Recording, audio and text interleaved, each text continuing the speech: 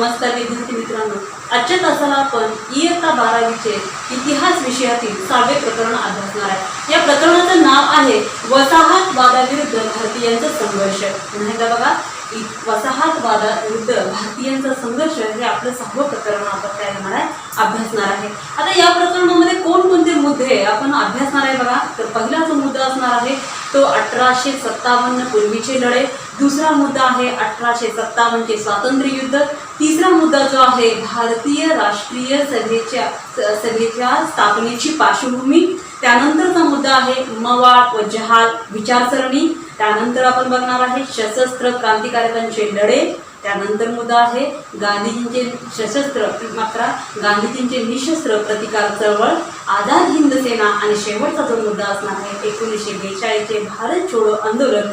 या घटकाच्या माध्यमातून म्हणजे जवळजवळ 8 घटकांच्या माध्यमातून काय करणार आहे, हे प्रकरण आपण अभ्यासणार आहे। आता सर्वात प्रथम आपण बघूया की भारतीयांनी काय केलं आहे, या वसाहतवादाविरुद्ध कशा पद्धतीने संघर्ष केला किंवा कसा लढा दिला हे काय करणार आहे, सर्वात प्रथम अभ्यासणार आहे। बघा, पहिला जो आपला मुद्दा आहे तो आहे 1857 पूर्वीचे लढे। आता 1857 पूर्वीच्या लढ्यांचा विचार केला असता तर या ठिकाणी अग्रणी जे होते ते कोण होते बघा, भिल्ल। तर भिल्लांनी कशा प्रकारे ब्रिटिशांचा काय केला, प्रतिकार केला किंवा उठाव केले, कशा प्रकारे काय ब्रिटिशांविरुद्ध लढले हे काय करणार आहे, आपण सर्वात प्रथम अभ्यासणार आहे। तर बघा, इसवी सन 1818 मध्ये काय झालं आहे, ब्रिटिशांनी खानदेशचा प्रदेश जिंकून घेतला। इसवी सन 1818 मध्ये काय झालं, ब्रिटिशांनी खानदेशचा प्रदेश जिंकून घेतला। आता इसवी सन 1818 मध्ये आणखीन एक मराठ्यांच्या इतिहासामध्ये घटना घडली, ती म्हणजे कोणती होती, तर बघा इसवी सन 1818 मध्ये मराठी सत्तेचा काय झाला होता, ऱ्हास झाला होता, आणि याच साली काय झालेलं आहे, ब्रिटिशांनी खानदेश हा प्रदेश जिंकून घेतला। त्यानंतर बघा, सातमाळा, अजिंठा, सातपुडा या पर्वत रांगामध्ये असणारे भिल्ल एकत्र आले। भिल्ल सर्वसाधारण हे काय करते, डोंगर किंवा डोंगराच्या पायथ्याशी काय करते, राहत होते। अतिशय धाडशी, शूरवीर किंवा त्यांचं नेतृत्व किंवा त्यांची शरीरयष्टी अतिशय उत्तम असणारे असे हे भिल्ल कुठे राहत होते, तर डोंगरामध्ये किंवा डोंगराच्या पायथ्याशी राहत होते। आणि सातपुडा, सातमाळा आणि अजिंठा या पर्वतरांगामध्ये भिल्ल काय एकत्र आले आणि ब्रिटिशांविरुद्ध त्यांनी काय केला, उठाव सुरू केला। त्यामध्येच बघा, दुसऱ्या बाजीरावचा सहकारी जो होता तो कोण होता बघा, त्रिंबक जी डेंगळे। बघा, त्रिंबकजी डेंगळे हा काय झाला, ब्रिटिशांच्या कैदेतून त्याची सुटका झाली, आणि सुटका झाल्यानंतर काय झालं बघा, तर या ब्रिटिशांच्या कैदेतून सुटका झाल्यानंतर त्यांनी भिल्लांना पूर्णपणे पाठिंबा दिला। त्रिंबकजी डेंगळे यांचा विचार केला असता तर यांनी काय केलेला आहे, तर त्रिंबकजी डेंगळे यांनी पूर्णपणे काय केला होता, या भिल्लांना काय केला होता, ब्रिटिशांच्या विरुद्ध पाठिंबा दिला होता। यामध्येच त्यांचे 2 पुतणे काय केले होते, यामध्ये सहभागी झाले होते, आणि यांनी काय केला होता, भिल्लांचं नेतृत्व केलं होतं, हे आपल्याला सांगता येईल। पुढे काय झालं बघा, तर ब्रिटिश सरकारचा कॅप्टन ब्रिग्ज याच्या भिल्लांविरुद्धची भूमिका काय होती बघा, तर यानं काय केलं आहे, तर भिल्लांच्या जे उठाव होते ते उठाव मोडून काढण्याचा प्रयत्न केला। शिवाय त्याने काय केलं होतं, तर भिल्लांची रसद त्याने बंद केली होती। रसद म्हणजे पुरवठा जो काही त्यांना पुरवठा होत होता तो पुरवठा पूर्णपणे बंद करण्याचं काम या कॅप्टन ब्रिग्ज याने केलं होतं। त्यानंतर बघा, ब्रिटिश सत्तेचा प्रमुख कोण होता बघा, माउंट स्टुअर्ट एल्फिन्स्टन। ब्रिटिश सत्तेचा प्रमुख माउंट स्टुअर्ट एल्फिन्स्टन यांनी भिल्लांना दिलेल्या सवलती काय होत्या, भिल्लांना दिलेल्या सवलती बघा, तर या स्टुअर्टनं काय केलं होतं, ते जे वाटसरू आहे त्या वाटसरूंचं संरक्षण करण्याचं काम हे भिल्लांना दिलं होतं। शिवाय आपल्याला सांगता येईल की त्यांना काही भिल्लांना पेन्शन दिली होती, काही भिल्लांना नोकऱ्या दिल्या होत्या, अशा प्रकारे काही सवलती दिल्या। परंतु या सवलती बरोबरच काय केलं होतं, या भिल्लांची गळचेपी करण्याचा प्रयत्न केला होता, म्हणजे त्यांच्यावर दबाव आणण्याचा प्रयत्न कोण करत होते, हे ब्रिटिश सरकार करत होते। हे या ठिकाणी महत्त्वपूर्ण मुद्दा आपल्याला सांगता येईल। त्यानंतर बघा, कॅप्टन रॉबिन्सनचे दडपशाही धोरण। आता कॅप्टन रॉबिन्सन याचा विचार केला असता तर 1822 मध्ये काय केलं आहे, हरिया बघा म्हणून इसवी सन 1822 मध्ये काय आहे, हरिया या भिल्लाने काय केला, उठाव केला आणि तो उठाव मोडून काढण्याचं काम कोणी केलं होतं, तर कॅप्टन रॉबिन्सन यानं केलं होतं हे सांगता येईल. त्यानंतर बघा लेफ्टनंट ऑट्रम, बघा लेफ्टनंट ऑट्रॅम याचे उदारमतवादी धोरण. तर काय केलं आहे या ऑट्रमनं, काय केलं होतं की भिल्लांचे या ठिकाणी उठाव मोडून काढले. शिवाय त्याने काय केलं होतं, तर भिल्लांच्या मध्येच राहून, पुढे भिल्लांच्या मध्येच राहून त्याने काय केलं आहे, भिल्लांना जमिनी दिल्या. त्यानंतर काय केलं आहे, त्यांना सैन्यांमध्ये भरती करून घेतलं. तसंच काय आहे, या भिल्लांना शहरी वातावरणामध्ये आणण्याचा प्रयत्न केला. तसंच काय आहे सांगता येईल आपल्याला की या भिल्लांना त्याने नोकरीमध्ये सामावून घेतलं होतं. अशा अनेक सोयी सुविधा काय केल्या होत्या या ऑट्रॅम या ब्रिटिशांनी काय केल्या होत्या, या भिल्लांना दिल्या होत्या. आणि त्याचा फायदा काय झाला, तर पुढे भिल्लाने काय आहे, उठाव कमी करायला सुरुवात केली. म्हणजे उठाव हे मोठ्या प्रमाणात होत होते आधीच्या काळामध्ये, ते काय झाले, कमी होऊ लागले. त्यानंतरचा मुद्दा बघणार आपण हंसाजी नाईक. हा हंसाजी नाईक सुद्धा एक भिल्लच होता. यानं काय केलं होतं बघा, तर हंसाजी नाईक याचं जे राज्य होतं ते आत्ताच्या नांदेड प्रदेशामध्ये होतं. बघा हंसाजी नाईकचे जे राज्य होतं ते आत्ताचे नांदेड म्हणजे नांदेडच्या प्रदेशामध्ये काय होतं, हंसाजी नाईक याचं राज्य होतं. त्याने काय केलं होतं, तर निजामाच्या राज्यामध्ये सामील होण्यास काय केला होता, नकार दिला होता. निजामाच्या राज्यामध्ये सामील होण्यास काय केला होता, नकार दिला होता. शिवाय निजामाच्या ताब्यामध्ये असणारे काही किल्ले त्याने काबीज केले होते. आणि त्यामुळे निजामाने काय केलं, ब्रिटिश सरकारकडे काय केली होती, मदतीची मागणी केली. आणि त्यानुसार काय झालं बघा, तर major Peterson, captain Evans, captain Taylor major Peterson, captain Evans, captain Taylor यांनी मिळून काय केलं आहे, 400 सैनिक असं होते काय झालेले आहे, या ठिकाणी आले आणि त्यांनी हंसाजी विरुद्ध काय केला, लढा पुकारला. आणि हा लढा पुकारल्यानंतर काय झालेला आहे, तर यामध्ये सैन्य संख्या मोठी असल्यामुळे काय आहे, हंसाजीला त्याचा प्रतिकार करता आला नाही. आणि हे जे युद्ध आहे ते जवळजवळ 25 दिवस चालले. बघा ब्रिटिश आणि हंसाजी याच्यामध्ये काय जे युद्ध झालं ते 25 दिवस झाले.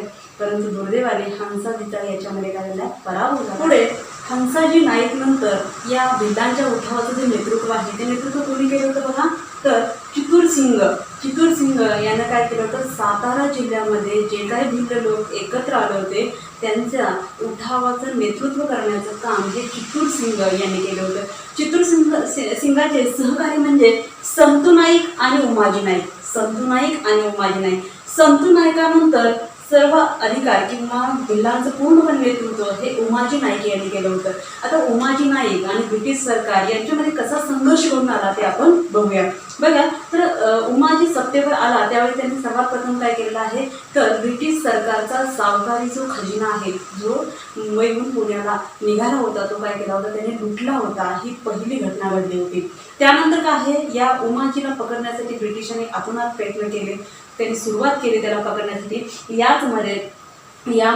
यामध्ये आणखीन एक प्रकरण घडलं ते म्हणजे इसवी सन 1824 मध्ये उमाजीने काय केलं होतं, पुण्याजवळ असणारा भांबोर्डे येथील काही सावकारी खजिना त्यांनी लुटला होता. आणि ही महत्त्वपूर्ण बाब होती. ब्रिटिशांना मोठा धक्का बसला कारण मोठा असा खजिना या उमाजीने काय केला होता, सहकार्याच्या मदतीने लुटला होता.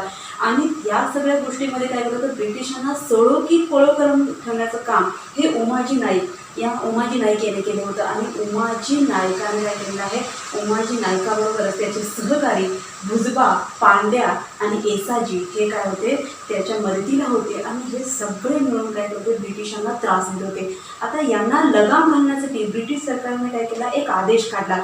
हा आदेश काय होता किंवा हे फरमान एक काढलं. काय होतं या फरमानामध्ये नोंदी बघा किंवा काय सूचना होत्या, तर या उमाजी नाईक, भुजबा, पांड्या, एसाजी यांना जो कोणी पकडून देईल त्यांना रोख स्वरूपामध्ये 5,000 रुपये, बघा 5,000 रुपयाचं काय केलं, बक्षीस दिलं जाईल. शिवाय काय आहे, त्यांना काय केलं आहे, माफी दिली जाईल. ज्यांचे पूर्वीचे गुन्हे आहेत त्यांना काही शरण येणाऱ्यांना माफी दिली जाईल. तसंच काय करायचं आहे, अन्न, वस्त्र, निवारा आणि पैसा हा काय करायचा नाही आहे, उमाजी व त्याच्या सहकाऱ्यांना द्यायचं नाही. अशा प्रकारच्या सूचना त्यांनी काय केल्या होत्या, लोकांना दिल्या होत्या. आणि जर कोणी मदत केली तर लोकांची वतने जप्त केली जातील ही धमकी सुद्धा काय केली होती, स्थानिक लोकांना दिली होती. आणि या गोष्टीचा राग आल्यामुळे काय या उमाजीने काय केलं, पुन्हा ब्रिटिशांना काय दिला, त्रास द्यायला सुरू केला. त्यानंतर बघा कॅप्टन डेव्हिस आणि उमाजी यांचा जो संबंध आहे तो कसा आला बघा, तर त्रास देणं हे काय होतं, उमाजीचं सुरूच होतं. ब्रिटिशांना उमाजी काय होतं, हाताला लागत नव्हता. त्यांची बरीचशी ठाणे त्यांनी उद्ध्वस्त केली होती. सावकारी खजिने लुटायला सुरुवात केली होती.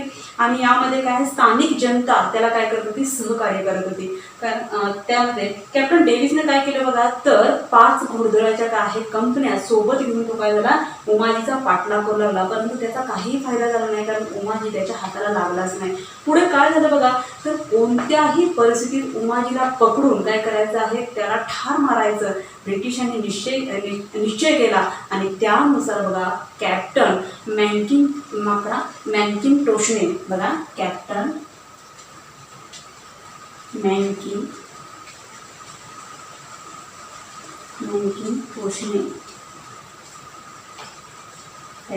कॅप्टन मॅकिंटोशने काय केलेलं आहे, तर या उमाजीला काय केलं आहे, पकडण्यासाठी एक रचना केली. आणि त्या रचनेनुसार आहे उमाजीच्या सहकार्याने, उमाजीचा जो मित्र होता त्यानेच काय केलं आहे, विश्वासघाताने काय केलं आहे, उमाजीला पकडवून दिलेला आहे. आणि त्याला काय केलं आहे, पुण्याजवळील काय केलं आहे, भोर या ठिकाणी काय केलं आहे, फाशी देण्यात आलेली आहे. अशा प्रकारे उमाजीचं कार्य आपल्याला सांगता येईल. उमाजीच्या निधनानंतर किंवा मृत्यूनंतर पुढे 1822 मध्ये महादेवगडच्या किल्लेदारांनी सुद्धा काय केलं होतं, ब्रिटिशांच्या विरुद्ध काय केलं होतं, उठाव केला होता. पण हा उठाव ब्रिटिशांनी मोडून काढला. तसंच सावंतवाडीच्या सरदारांनी सुद्धा काय केलं होतं, या ब्रिटिशांविरुद्ध उठाव घडवून आणले. परंतु त्या ठिकाणी लष्करी कायदा लागू करून त्यांचाही उठाव काय केला होता, या ब्रिटिशांनी मोडून काढला होता. आणखीन एक महत्त्वपूर्ण घटना म्हणजे काय आहे, 1857च्या उठावापूर्वीची म्हणजे कोल्हापूर संस्थानामध्ये असणारे गडकरी. आता गडकरी हे कोण होते, तर गडकऱ्यांच्यावर एक महत्त्वपूर्ण जबाबदारी संस्थानामध्ये होती, ती म्हणजे किल्ल्यांचे संरक्षण करणे किंवा किल्ल्यांची पूर्णपणे जबाबदारी त्यांच्यावर सोपवण्यात आली होती. आणि याच्याबद्दल काय होतं, त्यांना वेतन या ठिकाणी काय केलं जायचं, संस्थानात दिलं जायचं. परंतु कंपनी सरकारच्या राजवटीमध्ये त्यांचं अधिकार जे आहे ते अधिकार पूर्णपणे काय केलं होतं, काढून घेण्यात आले होते. त्यांचं वेतन बंद केलं होतं. आणि या गोष्टीचा त्यांना राग आला होता. त्यांनी काय केलं होतं, लोकांना एकत्रित केलं होतं या गडकऱ्यांनी. आणि ब्रिटिश आणि गडकरी यांच्यामध्ये पहिला जो संघर्ष घडून आला तो कोल्हापूरजवळील सामानगड या ठिकाणी घडून आला. त्यानंतर बघा कॅप्टन ऑट्रम याने काय केलं होतं, 1844 मध्ये आहे या गडकऱ्यांच्या विरुद्ध संघर्ष सुरू केला. आणि या संघर्षामध्ये काय झालेलं आहे, ब्रिटिशांच्या ताब्यात असणारे या गडकऱ्यांच्या ताब्यामध्ये असणारा पन्हाळगड, पावनगड आणि विशाळगड काय केलं, काबीज केलेले आहेत. आणि त्यानंतर काय झालेलं आहे, मद्रास येथून काही मोठ्या प्रमाणात फौज या ब्रिटिशांच्या मदतीला आले. आणि त्यामध्ये काही गडकऱ्यांचा पराभव झाला. हे महत्त्वपूर्ण बाब आपल्याला सांगता येईल. बघा 1857च्या पूर्वीच्या लढ्यांमध्ये भिल्लांचा उठाव महत्त्वपूर्ण होता. शिवाय आपल्याला सांगता येईल की या भिल्लांबरोबरच काय आहे, कोल्हापूरचे गडकरी असतील किंवा सावंतवाडीचे सरदार असतील, महादेवगडचे किल्लेदार असतील, या सगळ्यांनी काय केला होता, उठाव केला होता. तर हे उठाव ब्रिटिशांनी काय केले होते, मोडून काढले होते. हे महत्त्वपूर्ण बाब आपल्याला सांगता येईल. 1857चा स्वातंत्र्य लढा या घटकाच्या माध्यमातून आपण आज काय अभ्यासणार आहे बघा, तर हा 1857चा स्वातंत्र्य लढा किंवा स्वातंत्र्य युद्ध का सुरू झालं, की त्याच्या पाठीमागे असणारी कारणे आपण काय करणार आहे, बघणार आहे. बघा, तर यामध्ये पहिलं जे कारण आहे ते भारतीय सैनिकांमध्ये असणारा असंतोष. आता भारतीय सैनिकांमध्ये असणारा असंतोष म्हणजे याला कारणं काय होती, तर त्याला कारणं राजकीय, सामाजिक, आर्थिक, धार्मिक ही कारणं होती. शिवाय या ब्रिटिश फौजेमध्ये असणारे आपले भारतीय यांना मिळणारी वागणूक ही विचित्र होती. त्यानंतर आपल्याला सांगता येईल की त्यांनी काय केलं होतं, तर या सैनिकांना त्यांनी काय केलं होतं, अनेक बंधने घातली होती. आता ही बंधने कोणती होती बघा, तर त्यांनी काय करायचं, सक्तीने काय करायचं, समुद्र ओलांडायचा आहे. कवायतीच्या वेळी त्यांचा होणारा अपमान असेल किंवा या ठिकाणी आपल्याला सांगता येईल की नोकरीतील बदल्याबाबत काय व्हायचा, पक्षपातपणा व्हायचा. त्यानंतर आपल्याला सांगता येईल की जे त्यांच्या कार्यक्षमतेवर काय आहे, कार्यक्षमतेनुसार त्यांना बढती दिली जात नसे. तसंच आपल्याला सांगता येईल की त्यांच्या वेतनामध्ये काय करायचं, म्हणजे भारतीय सैनिकांच्या वेतनामध्ये काय करायची, कपात केली जायची. आणि या सगळ्या कारणामुळे काय झाला होता, आपला हा भारतीय सैनिक दुखावला गेला होता. आणि म्हणून त्यांच्या मनामध्ये काय झालं, ब्रिटिश किंवा कंपनी सरकार विरुद्ध काय झाला होता, असंतोष निर्माण झाला होता, हा घटक आपल्याला सांगता येईल. दुसरा मुद्दा आपल्याला या ठिकाणी बघता येईल की दत्तक वारसा नामंजूर किंवा व खालसा धोरण हा घटक काय करणार आहे, बघणार आहे.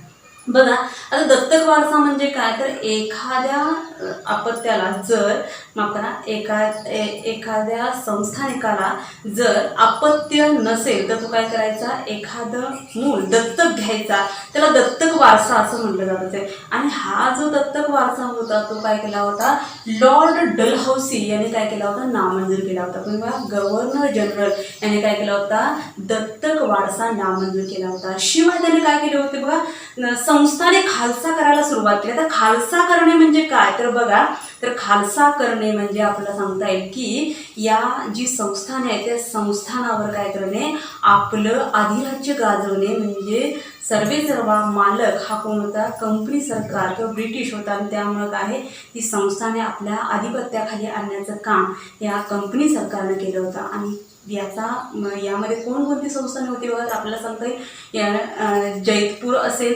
संभळपूर असेल, सातारा असेल, उदयपूर असेल, नागपूर असेल आणि झाशी ही महत्त्वपूर्ण संस्थाने काय होती, या लॉर्ड डलहौसीने काय केली होती, खालसा केली होती. आणि त्यामुळे काय झालं बघा, हे संस्थाने खालसा केल्यामुळे संस्थाने काय झाले होते, दुखावले होते. शिवाय या संस्थानामध्ये असणारे सैनिक, या सैनिकांना काय आहे, सैनिक बेकार झाले. आणि बेकार झाल्यामुळे काय झालेलं आहे, यांचा जो बेकारीचा भार आहे तो काय आहे, शेतीवर पडू लागला. आणि शेतीवर भार पडू लागल्यामुळे काय आहे, म्हणावं तितकं काय होत नव्हतं, शेतीमधून उत्पादन होत नव्हतं. आणि त्यामुळं लोकांची अवस्था अगदी बिकट झाली होती. तसंच आपल्याला सांगता येईल की या ब्रिटिशांनी काय आहे, राजकारणाच्या माध्यमातून काय करत आहे, हे ब्रिटिश किंवा कंपनी सरकार धर्मगोळेपणा करत आहे अशी लोकांची काय झाली, समजूत झाली. आणि त्यामुळं काय आहे, स्थानिक लोकांच्या मनामध्ये सुद्धा काय आहे, या कंपनी सरकारविरुद्ध ब्रिटिशांविरुद्ध काय झाली होती, नाराजी निर्माण झाली होती, हे सांगता येईल आपल्याला. त्यानंतर बघा, त्याने शेतीविषयी केलेले कायदे. आता शेतीविषयी केलेले कायदे कोणकोणते होते बघा, तर भारतीय हवामानाचा विचार केला असता तर भारतीय हवामानाच्या विचारानुसार बागायती आणि जिरायती अशी दोन पिके काय केली जातात, भारतामध्ये घेतली जातात. परंतु या ब्रिटिश सरकारने काय केलं होतं, कोणत्याही प्रकारे हवामानाचा विचार न करता त्यांनी काय केले होते, अनेक पीक पद्धती काय केल्या होत्या, लागू केल्या होत्या. आता कोणकोणत्या पीक पद्धती होत्या बघा, तर आपल्याला सांगता येईल कायमधारा, रयतवारी, महालवारी. बघा, शेतीविषयक कायदे हा जो घटक आहे यामध्ये काय केलं होतं, तर या ब्रिटिश सरकारने काय केलं होत्या, भारतीय पीक पद्धतीमध्ये वेगवेगळ्या पद्धती लागू केल्या होत्या. यामध्ये कायमधारा पद्धत होती, दुसरी आपल्याला सांगतात रयतवारी पद्धत, आणि तिसरी होती महालवारी पद्धत. आणि या पद्धतीमुळं काय झालेलं आहे, तर सर्वसामान्य शेतकऱ्याची यामध्ये काय झाली, कुचंबना होऊ लागली.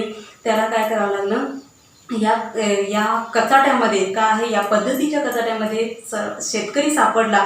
परंतु शेतकरी काय झाला, गरीब झाला. आणि या ठिकाणी सावकार आणि सरकार ही दोघंही काय झालेले या ठिकाणी श्रीमंत होऊ लागले, हे आपल्याला या पद्धतीच्या माध्यमातून सांगता येईल. आणि त्यामुळे काय झालं बघा, तर पूर्वी जे कर्ज होते ते कर्ज काय केलं जायचं, वस्तू रूपाने काय केलं जायचं, दिलं जायचं. परंतु या ब्रिटिश सरकारच्या आदेशानुसार काय झालेलं आहे, हे जे कर्ज आहे ते काय आहे, रोख स्वरूपात देण्याची पद्धत सुरू झाली. आता ह्या रोख स्वरूपात देण्याच्या पद्धतीमुळे काय झालं आहे, लोक आपल्या जमिनी विकू लागले. आणि जमिनी विकू लागल्यामुळे काय झालेलं आहे, याचा फायदा ब्रिटिश सरकारने घेतला.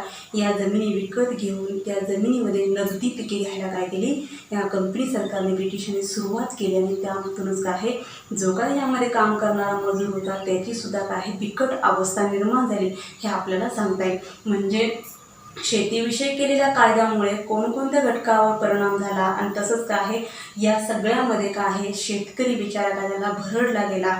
आणि त्यामुळे काय आहे, त्याला येणारी संकट म्हणजे दुष्काळ असेल, साथीचे रोग असेल, या सगळ्यांना तोंड देत त्याला काय करावं लागतं, सारा किंवा कर हा ब्रिटिश सरकारला द्यावा लागत होता. आणि या कारणामुळे काय झालं, शेतकरी अतिशय गरीब होत गेला आणि तो दुखावला गेला. आणि त्यामुळं काय झालं आहे, 1857च्या स्वातंत्र्य लढ्यामध्ये यांनी काय केला, शेतकऱ्यांनी सुद्धा भाग घ्यायला सुरुवात केला, हे आपल्याला सांगता येईल. त्यानंतर बघा भारतीयांच्या परंपरेमध्ये हस्तक्षेप. आता भारतीय परंपरा आपल्याला माहिती आहे की आजही आपण काय वेगवेगळ्या परंपरा जपतोच, पण या परंपरा ह्या पूर्वीपासून काय झाल्या आहेत भारतामध्ये चालत आल्या आहेत.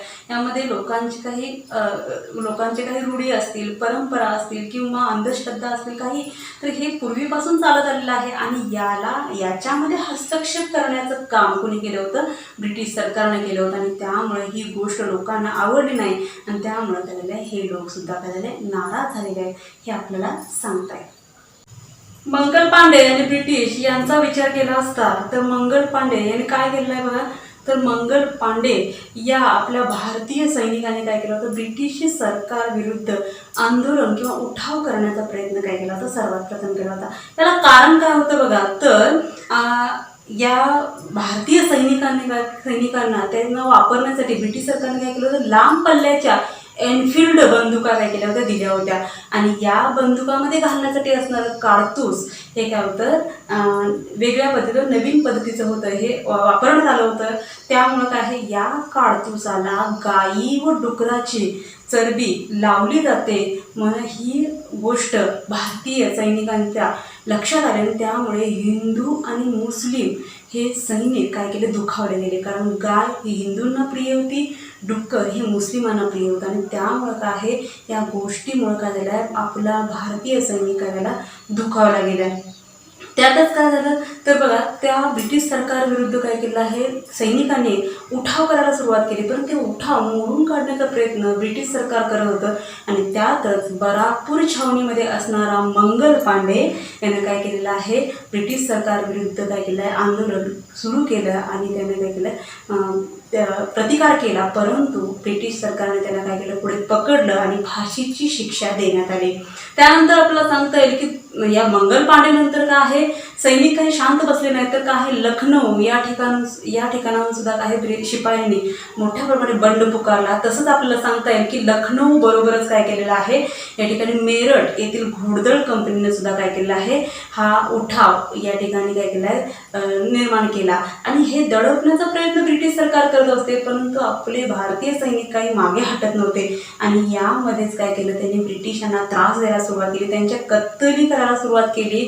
त्यानंतर काय आहे, त्यांची घरे जाळायला सुरुवात केली. त्या गोष्टीचा त्यांनी अवलंब केला. आणि हे करत असताना त्यांनी काय केलंय, दिल्ली सर केली आहे. ती दिल्ली कधी सर केली बघा, तर 12 मे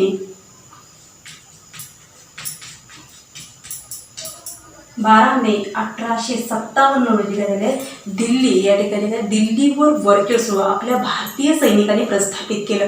आता भारतीय सैनिकांनी वर्चस्व प्रस्थापित केल्यामुळे काय झालं बघा, तर भारतीय सैनिकांनी वर्चस्व प्रस्थापित केल्यानंतर तिथला सर्वेसर्वा म्हणून काय केलं आहे, मुघल बादशाह बहादूर शाह याला काय केलं, घोषित केलं. कोण? मुघल बादशाह बहादूर शाह याला काय केलं, घोषित केलं. तसंच काय केलं, भारताचा सम्राट म्हणून त्याला काय केलं आहे, नेमण्यात आलं. भारताचा सम्राट म्हणून त्याची काय केली, नेमणूक केली. शिवाय आपल्याला सांगता येईल त्याने काय केलं होतं, तर त्याला भारतीयांनी काय केलं होतं,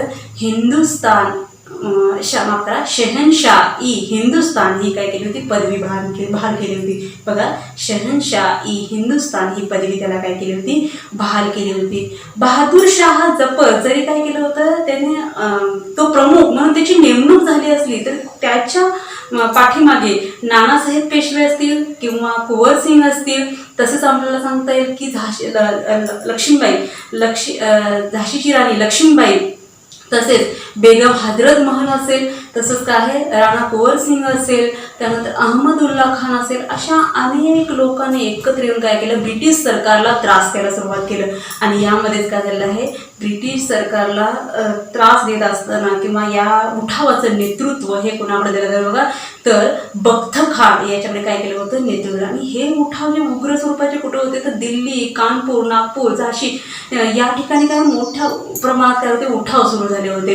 तसेच बिहारच्या पश्चिम भागामध्ये सुद्धा काही उठावाला सुरुवात झाली होती. आणि या गोष्टीमुळे काय झाले आहे, ब्रिटिशांना परत दिल्ली मिळवणे गरजेचं वाटलं. आणि दिल्ली मिळवण्यासाठी त्यांनी काय केला, प्रयत्न केला. 27 मे 27 मे 1857 रोजी काय केलं आहे, दिल्ली परत मिळवण्यासाठी ब्रिटिश सरकारने प्रयत्न करायला सुरुवात केली. आणि यामध्ये काय आहे, भारतीय सैनिक आणि ब्रिटिश सरकार यांच्यामध्ये जो लढा झाला किंवा युद्ध झालं, यामध्ये काय आहे, त्यांचा ब्रिगेडियर जो होता तर जॉन निकोलस. तर बघा, जॉन निकोलस.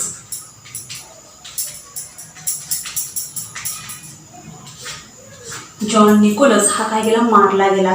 आणि त्यानंतर काय आहे, या ब्रिटिश सैनिकांचं नेतृत्व कोणी केलं तर सर जॉन लॉरेन्स आणि शीख फलटण यांनी काय केले होते, त्यांना मदत केली होती. आणि यामुळेच काय झालं होतं, पुन्हा मी एकदा काय केलं होते, ब्रिटिश सरकारने, कंपनी सरकारने काय केली होती, दिल्ली आपल्या आधिपत्याखाली आणली होती. त्याचप्रमाणे काय आहे, आपलं सांगता येईल की त्यानंतर हडसन नावाच्या अधिकाऱ्याने काय केलेलं आहे, बहादूर शाह जफर याला काय केलं, अटक केली. पुढे त्याला रंगून म्हणजे ब्रह्मदेश आता तर या ठिकाणी त्याला पाठवलं. आणि त्या ठिकाणी काय झालं, 1862 त्याचं काय झालं, निधन झालं. बघा, बहादूर शाह जफरचं 1862 काय आहे, रंगून या ठिकाणीच काय झालेलं आहे, निधन झालेलं आहे, हे आपल्याला सांगता येईल. आता याच्या निधनाबरोबर काय आहे, भारतामध्ये अनेक ठिकाणी काय झाले होते, उठाव सुरू झाले होते. कारण सर्वसामान्य लोकांपर्यंत काय झाली होती, ही झळ पोचली होती. आणि त्यामुळे सर्वांनाच वाटत होतं की भारत हा स्वतंत्र झाला पाहिजे, आपल्याला स्वातंत्र्य मिळालं पाहिजे, ब्रिटिश सरकार आपल्याला जो त्रास देतो तो त्रास कमी झाला पाहिजे. ह्यासाठी काय आहे, अनेक भागातून काही मोठ्या प्रमाणात उठाव सुरू झाले, हे आपल्याला सांगता येईल. भारतामध्ये सर्वत्र उठाव हे घडतच होते. त्यामध्येच आपल्याला सांगता येईल की ढाका, मंदारीगंज, भागलपूर या ठिकाणी सुद्धा काय आहे, उठाव सुरू झाले होते. तसेच आपल्याला सांगता येईल की बिहारमधील पाटण्याजवळ दिनापूरच्या शिपायांनी काय केला होता, उठाव घडवून आणला होता. आणि या उठावाचं नेतृत्व जे होते ते कोणी केले होते तर पश्चिम बिहारमधील जमीनदार कुंवर सिंह यांनी काय केलं होतं, या सैन्यांचं काय केलं होतं, नेतृत्व केलं होतं. त्याचबरोबर त्यांना पाठिंबा कुठून मिळाला बघा, तर झारखंड असेल, ओडिसा असेल, या ठिकाणावर सुद्धा काय झालं, मोठ्या प्रमाणात काय झालं, त्यांना पाठिंबा उपलब्ध झाला होता. हे आपल्या सध्या पुढचे जो मुद्दा आहे तो आहे नानासाहेब पेशवे व ब्रिटिश यांचा संबंध, किंवा नानासाहेब पेशवे यांनी ब्रिटिशांशी कसा संघर्ष केला हे आपण बघणार आहे. नानासाहेब पेशवे यांनी काय केलं होतं, कानपूर या ठिकाणी आपला उठाव घडवून आणला होता. कुठं बघा, कानपूर या ठिकाणी काय केला होता, उठाव घडवून आणला होता. कानपूर हे शहर अतिशय महत्त्वपूर्ण होतं आणि त्यामुळे ब्रिटिशांची नजर या शहरावर होती. हे शहर हस्तगत करणं त्यांच्यासाठी महत्त्वपूर्ण होतं. म्हणून त्यांनी काय केलं, कानपूर या ठिकाणी कूच करून तो कानपूर शहर मिळवण्याचा प्रयत्न केला. त्यासाठी बघा, या कानपूर शहराचा उठाव मोडून काढण्यासाठी काय केलं होतं तर इंग्रजांचा, ब्रिटिशांचा सेनापती हॅवलॉक, कोण बघा, हॅवलॉक,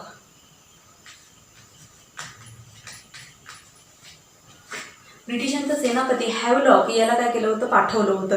त्याला विरोध करण्याचा प्रयत्न कोणी केला होता बघा, तर नानासाहेब पेशवे आणि तात्या टोपे या दोघांनी काय केलं होतं, निश्चय केला होता की कानपूर हे शहर काय करायचं नाही, ब्रिटिशांच्या हाती लागू द्यायचं नाही. पूर्णपणे प्रयत्न त्यांनी केला होता. परंतु आपल्याला सांगता येईल की पुढे ब्रिटिशांचा प्रमुख अधिकारी जो होता सर कॉलिन कॅम्पबेल, बघा, सर कॉलिन कॅम्पबेल याला पाठवलं. आणि त्याने मात्र काय केला होता, या नानासाहेब पेशवे आणि तात्या टोपे यांचा पराभव केला आणि कानपूर हे शहर काय केलं होतं, आपल्या अखत्यारीखाली आणण्याचा प्रयत्न केला होता. त्यानंतर आपल्याला सांगतात की हे जे पहिलं हा जो उठाव आणि त्याचा जो प्रतिसाद होता, यावरून आपल्याला की हे 1857 मधील पहिले भारतीयांचे स्वातंत्र्य युद्ध होते, हे आपल्याला सांगता येईल. त्यानंतर काय झालं बघा, तर या उठावामध्ये सुरुवातीला तात्या टोपे असतील, बेगम हजरत महल असेल, यांनी काय केले होते, आघाडी घेतली होती. यांना लगाम घालण्यासाठी आउट्रक आणि हॅवलॉक मोठ्या पद्धतीने काय करत होते, प्रयत्न करत होते. परंतु त्यांना यश मिळत नव्हतं. म्हणून काय झालं बघा, तर नेपाळचा राजा जंग बहादूर यानं काय केलं, तो गुरखा शिपाई घेऊन काय झाला, ब्रिटिशांच्या मदतीला गेला. आणि नानासाहेब पेशवे असतील, तात्या टोपे असतील, किंवा आपल्याला सांगता येईल की बेगम हजरत महल यांचे उठाव मोडून काढण्याचा काय केला होता, त्याने प्रयत्न केला होता, हे आपल्याला सांगता येईल. त्यानंतर बघा, या ब्रिटिशांना तोंड देण्यासाठी वेगवेगळ्या काय केल्या, वेगवेगळ्या योजना आखल्या गेल्या. त्यातच बघा, लॉर्ड कॅनिंग, बघा, आपल्याला सांगता येईल की माफ करा, लॉर्ड कॅनिंग याच्या आदेशावरून काय आहे, मद्रासचा कर्नल होता नील, याला काय केलं होतं, नीलला त्यांनी काय केलं होतं, अलाहाबाद आणि वाराणसी हे शहर हस्तगत करण्यासाठी पाठवलं होतं. बघा, अलाहाबाद आणि वाराणसी हे शहर काय केलं, हस्तगत करण्यासाठी त्यांनी काय केलं होतं, पाठवलं होतं. परंतु यांनी या वाराणसी आणि अलाहाबाद येथील काय केलं होतं, लोकांनी, जनतेने पूर्णपणे उठावाला काय केला होता, पाठिंबा दिला होता. आणि त्यामुळे हा उठाव मोडून काढण्यासाठी नीलने सर्वतोपरीने काय केलं, प्रयत्न केला. अगदी त्याने काय केलं, हिंदी शिपायांच्या बंदुकीला तोफेचं काय केलं होतं, उत्तर दिलं होतं. म्हणजे मोठ्या प्रमाणे तयारीनिशी हा काय झाला होता, नील या 2 शहरावर चालू करून आला होता. आणि त्यामुळे त्याचा प्रतिकार करणं आपल्या हिंदी सैनिकांना काय नव्हतं, शक्य नव्हतं. त्याचबरोबर त्यानं काय केलं आहे, तर कत्तली करणे असेल किंवा फाशी देणे या सुद्धा काय केल्या होत्या, घटना घडवून आणल्या होत्या. म्हणजे अगदी निष्पाप लोकांचे बळी यामध्ये गेले, किंवा क्रौर्य, हे नीलचे क्रौर्य आपल्याला यामधून काय होते, दिसून येते. अशा प्रकारे काय आहे, सुरुवातीला त्यांनी काय केलं आहे, वाराणसी हे जिंकून घेतलं आणि अलाहाबादला काय केलं, कूल केलं. अलाहाबादमध्ये पुन्हा उठाव घडून आला, पण हा उठाव नीलने काय केला, मोडून काढला आणि लोकांच्यावर दबाव आणून त्यांना काय केलं आहे, ठार मारण्याचा प्रयत्न या नीलने केला होता, आपल्याला सांगता येईल. पुढे आपल्याला सांगता येईल की झाशीच्या राणीचे शौर्य. आता झाशीची राणी ही आपल्याला माहिती आहे की झाशीच्या राणीचं शौर्य अतिशय महत्त्वपूर्ण आहे, कारण इतिहासामध्ये जी महिला ब्रिटिश सरकार विरुद्ध लढली प्रत्यक्षपणे समोरासमोर, ती म्हणजे झाशीची राणी. आणि या झाशीच्या राणीचं काय होतं, झाशी हे संस्थान होतं. झाशी हे संस्थान लॉर्ड डलहौसीने काय केलं होतं, खालसा केलं होतं. याचा राग तिला होताच, पण त्या ठिकाणी काय होतं, झाशीतील जनतेने राणीला पूर्णपणे पाठिंबा दिला होता आणि त्याचं नेतृत्व झाशीने केलं. झाशीची राणी लक्ष्मीबाई यांनी केलं होतं. त्याच्या मदतीला कोण कोण होते बघा, तर तात्या टोपे आणि नानासाहेब पेशवे हे दोघे होते. तात्या टोपेने काय केलं होतं, तर तात्या टोपेने त्यांना पूर्णपणे काय केला होता, पाठिंबा दिला होता. दुर्दैवानं त्या ठिकाणी मेजर ह्यू रोज, कोण बघा, मेजर ह्यू रोज मेजर ह्यू रोज आणि झाशीची राणी यांच्यामध्ये काय झालं, युद्ध घडून आलं, समोरासमोर युद्ध घडून आलं. आणि या युद्धामध्ये काय झालं, झाशीच्या राणीला दुर्दैवानं वीरमरण आलं, हे आपल्याला सांगता येईल. त्यानंतर तात्या टोपेंचा विश्वासघाताने त्यांना पकडण्यात आलं. हे विश्वासघात कोणी म्हणला, तर ग्वाल्हेरचे सरदार मानसिंग याने काय केलं होतं, विश्वासघात करून काय केलं होतं, तात्या टोपेंना ब्रिटिशांच्या हवाले केलं. आणि पुढे या ब्रिटिशांनी त्यांना काय केले, अटक करून कैदेत टाकून त्यांना काय, त्यांचा जो मृत्यू आहे त्या 1859 त्यांना काय देण्यात आली, फाशी देण्यात आली. कधी बघा, तात्या टोपे 1859 काय झालेले आहे, त्यांना फाशी देण्यात आली. कोणाला, तात्या टोपेंना.